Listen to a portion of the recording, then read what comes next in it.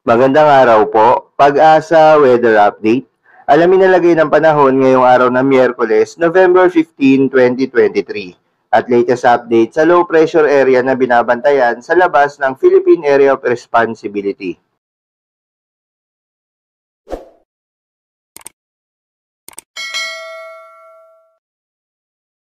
Sa kasalukuyan nga ay itong amihan o northeast monsoon nakakaapekto sa may northern at central Luzon. Samantalang itong shear line, ito yung area kung saan nagsasalubong yung malamig na hangin galing northeast at yung mainit na hangin galing silangan. At itong shear line nagdadala ng maulap na papawirin, may mga kalat-kalat na pag-ulan, pagkidlat at pagkulog dito sa area na Isabela, sa may Aurora, sa may Quirino, pati na rin dito sa area ng Quezon, pati na rin sa may area ng Rizal, Laguna, sa may Oriental Mindoro, sa may Romblon, sa may Marinduque, sa may Bicol Region, Northern Samar, Eastern Samar, at Samar Provinces. Kaya pinag-ingat natin yung mga kababayan natin, lalo na yung mga nakaranas ng mga pag-ulan ng mga nakaraang araw pa dahil sa mga banta ng pagbaha at pagguho ng lupa. Samantalang amihan o northeast monsoon naman yung magdadala ng mga paulan dito sa nalalabing bahagi ng Cagayan Valley, sa may Apayao, sa may Kalinga, Mountain Province at Ifugao.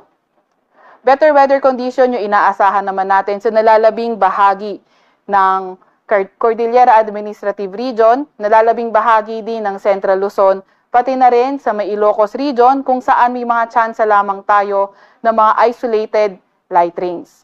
At para naman sa Metro Manila, at nalalabing bahagi ng ating kapuluan ay partly cloudy to cloudy skies pero may mga tsansa pa rin tayo ng mga localized thunderstorms. Yung ating mga Regional Services Division maglalabas ng rainfall advisory, thunderstorm advisory o di kaya heavy rainfall warning kung kinakailangan. Samantalang yung minomonitor natin kahapon na bagyo ay humina at ngayon ay isa na lamang siyang low pressure area at kanina alas 3 ng hapon yung kanyang sentro ay nasa may layong 1,575 kilometers silangan yan ng southeastern Mindanao. Etong low pressure area na ito ay hindi naman natin tinatanggal yung posibilidad na maging bagyo sa mga susunod na araw o kaya sa mga susunod na sandali. Pero regardless, kung low pressure area man siya or bagyo, kapag lumapit ito sa landmass natin, ay posible pa rin ito magdala ng mga paulan kaya mag-iingat pa rin po tayo at mag-antabay sa update na ilalabas ng Pag-asa. Inaasahan nga natin dito sa may Bicol Region, pati na rin sa may Calabarzon, sa may Oriental Mindoro pa rin, Romblon, Marinduque, pati na rin sa may Aurora ay maulap na papawirin, may mga kalat-kalat na pag-ulan, pagkidlat at pagkulog dahil pa rin sa shear line.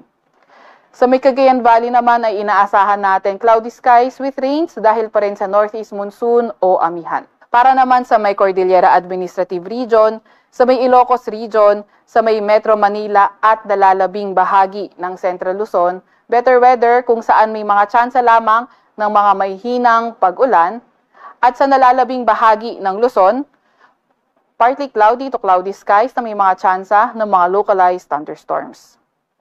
Agwat ang temperatura sa Metro Manila at Legazpi maglalaro mula 25 to 30 degrees Celsius, sa may Baguio ay 16 to 25 degrees Celsius, sa may Lawag ay 23 to 33 degrees Celsius. For Visayas and Mindanao, inaasahan naman natin yung better weather condition pero may mga tsansa pa rin ng mga localized thunderstorms. Pwedeng tumagal ito ng 2 to 3 hours in severe cases. Agwat ang temperatura sa Metro Cebu maglalaro mula 26 to 32 degrees Celsius, 24 to 32 degrees Celsius sa Cagayan de Oro at 25 to 34 degrees Celsius sa may Davao. At dahil nga sa amihan, inaasahan nga natin na may gale warning pa rin tayo dito sa may area sa may Batanes, sa may Cagayan, kabilang ng Babuyan Islands, pati na rin sa may Isabela, Ilocos Norte, Ilocos Sur, La Union, sa may northern coast ng Quezon, kabilang na ang northern at eastern coast ng Polillo Islands, sa may Rapu-Rapu, sa may Albay, at ilang bahagi ng Sorsogon. So, nandito yung website kung saan natin may kita yung detalyado update sa gale warning. Meron din tayong gale warning sa ilang bahagi ng Catanduanes, ilang bahagi ng Eastern Samar at ilang bahagi ng Northern Samar. Muli, ito po yung website kung saan natin may kita yung detalyadong information with regard sa gale warning. Para naman sa 3-day weather outlook ng mga pangunahing syudad natin, inaasahan natin From Thursday to Saturday, northeast monsoon, magdadala ng partly cloudy to cloudy skies. May mga may hinang pag-ulan pa rin sa Metro Manila. Agwat ang temperatura sa Metro Manila sa susunod na 3 araw, maglalaro mula 22 to 31 degrees Celsius. Para sa Baguio City naman, inaasahan natin from Thursday to Saturday, cloudy skies with light rains, dala pa rin ng amihan. Agwat ang temperatura sa Baguio, 15 to 25 degrees Celsius. Para sa Legazpi City, inaasahan natin kung bukas maulan, pagdating naman ng Thursday, better weather condition pero may mga tsansa pa rin tayo ng mga localized thunderstorms. Then pagdating ng Friday to Saturday, cloudy skies na may mga kalat-kalat na pag-ulan, pagkidlat at pagkulog yung inaasahan natin. Posibleng epekto yan ng shear line o hindi kaya yung paglapit ng weather system na minomonitor natin. Kung low pressure area man siya or bagyo. Agwat ang temperatura sa Legazpi City sa susunod na 3 araw, 24 to 32 degrees Celsius. Sa Metro Cebu naman, inaasahan natin for Thursday, patuloy yung magandang panahon kung saan may mga tsansa lamang ng mga localized thunderstorms. Pero pagdating ng Friday to Saturday, yung combined effect ng shear line o di kaya nung papalapit na weather system, posibleng isa itong low pressure area or bagyo habang lumalapit sa area natin. So, agwat ang temperatura, 24 to 31 degrees Celsius.